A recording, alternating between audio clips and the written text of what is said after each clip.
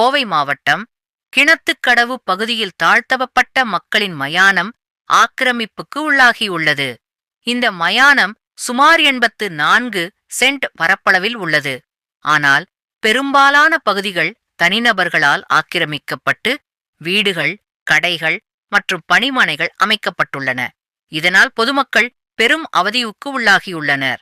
இந்த பிரச்சினை குறித்து மாவட்ட ஆட்சியரிடம் மனு அளிக்கப்பட்டுள்ளது. எனினும் இதுவரை எந்த நடவடிக்கையும் எடுக்கப்படவில்லை என்று பொதுமக்கள் கூறுகின்றனர். மயான பதிவு இருக்கு. பல முறை நாங்க வருடம் ஒரு முறை நாங்க மனுக்கள் கொடுக்குறோம். அதுக்கு ஒரு தீர்வே கிடைக்கிறது இல்லை. அது பிறகு பாத்தீங்கன்னா இப்போ தனிநபருடைய ஆக்கிரமிப்புகள், வண்டி வாகனங்கள், ஜேசிபி, ஒர்க் ஷாப் போட்டு வண்டிகளை அதாவது நிலங்களை ஆக்கிரமிப்பு பண்ணி வச்சிருக்காங்க.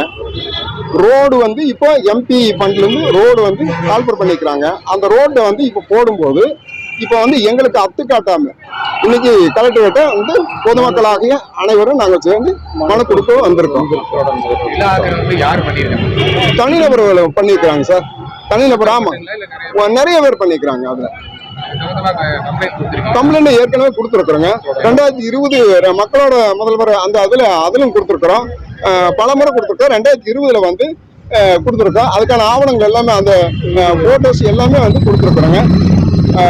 இது வரைக்குமே பாத்தீங்கன்னா எந்த ஒரு தீர்வும் இல்லை. எங்களுக்கு இப்போ அளந்து அத்துக்காட்டி எங்களுடைய மயானத்தை சப்டிஷன் 84 சென்டையுமே சப்டிஷன் பண்ணி எங்களுக்கு பொதுமக்களாகிய எங்களுக்கு தீர்வு கிடைக்கணும்னு சொல்லி உங்களால பயன்படுத்த முடியாத நிலை இருக்குங்களா, இல்ல பயன்படுத்த முடியுதா சார்? இது வரைக்கும் என்ஜாய்மெண்ட் நாங்க தான் இருக்குங்க. நாங்க தான் பயன்படுத்திட்டு இருக்கிறோம். ஆமாங்க, குறுகிய அதாவது ஒரு 14 சென்ட் மட்டும்தான் இப்போதைக்கு எங்களுக்கு ஆக்கிரமிப்புல. அந்த ஆக்கிரமிப்புல இருக்கிறனால நாங்க அந்த 14 சென்ட்டுக்குள்ளதான் நாங்க பண்ணிட்டு இருக்கிறோம். 84 சென்ட்டுக்கு தீர்வு இருக்கு. அப்படி இருக்கும்போது தொடர்பா இருக்கக்கூடிய அந்த லேண்டை இப்ப வண்டி வாகனத்தை வச்சு ஆக்கிரமிப்பு பண்ணி வச்சிருக்காங்க. அர்ஜுன மயானத்தை ஆக்கிரமிப்பு பண்ணி வச்சிருக்காங்க. அது காரணமா என்னன்னா, இப்ப எங்களுக்கு அது சுத்தம் பண்ணி கொடுத்தாதான். போன வாரம் பாத்தீங்கன்னா ஒரு சடலமே வேலை வந்திருக்கு. வேற ஒரு டெத் ஆயிடுச்சு. அவங்களுக்கு பிரேதத்தை புதைக்கிறதுக்கு நாங்க போகும்போது ஊர் மக்கள் ஒரு பக்கத்துல இருக்கிற பிரேதமே வெளியே வந்துருக்கு குளிக்க விடும்போது. அப்படி இருக்கும்போது எங்களுக்கு இட பற்றாக்குறையும் இருக்கு. ஆக எங்களுக்கு இருக்கக்கூடிய அந்த இடத்த மீட்டு கொடுத்தா பெரிய உதவியா இருக்கு.